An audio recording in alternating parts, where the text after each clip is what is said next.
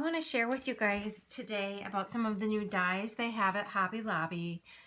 So I have two Hobby Lobbies where I live, and both of them have pretty much all new stock in the dye section, and not just replenished stock, but a whole bunch of new stuff, and even some like designers or manufacturers that I haven't seen before. So I want to share them with you because the ones that I picked up are really nice, and they're cutting really nice. So let me start off with, there's a whole big section of these dyes with these little white backboards, but all it says on it is Sizzix, Cuttlebug, Spellbinders. There's not a ton of information. It does show you up in the corner what the dye sets are. So this one came with 10 like mini word dyes. And then, this one came with some various dyes and these little flourishes I'm going to show you. And then I also picked up this doily dye. So they all cut, like I said, really, really well. And then this was a set that I picked up.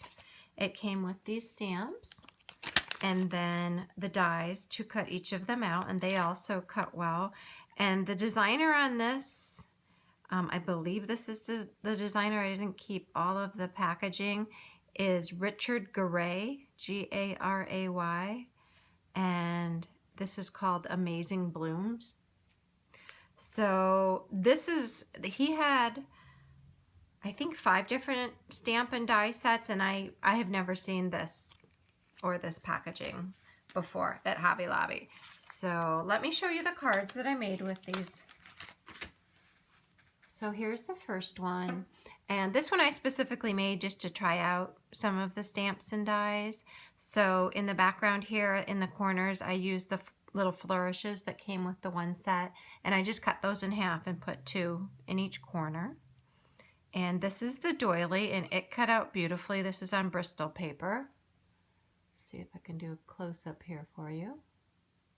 And then the flowers and leaves, I just stamped and embossed with some clear Glitz embossing powder, and those were stamped on paper that was already, it was a textured embossed paper, and they cut out beautifully. And then I just happened to have these buttons that I threaded on there, the little leaves and the centers of the flowers. And then on the inside, here's the doily die again, and then the little XO, and you can see just all of the edges cut out very nicely. And the same with those mini words. On my cards, I really am always reaching for mini sentiments, or I just have a little space that I just want to put something small on. So I was very excited to see those. So here's this watercolored card, but the little hello just cut out beautifully. So I think those are well worth the money. I picked these all up at different times with a coupon. I was in luck and had both of my girls with me at Hobby Lobby the other day, which they only go and protest. But if I promised to only spend 5 or 10 minutes and they both used a coupon for me, that was great because we were able to pick up 3 sets. So, and this card is watercolored with, I believe I watercolored this with Inktense pencils.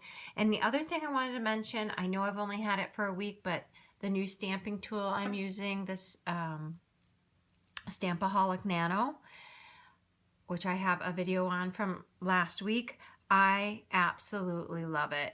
And whether you get the Misty or the Stampaholic, I don't know if that necessarily matters, but I've waited a long time to get that, and it is well worth the money. It makes stamping so much easier. So like on the inside, I just stamped one more flower, and these flowers are from the Altenew Wild Hibiscus set.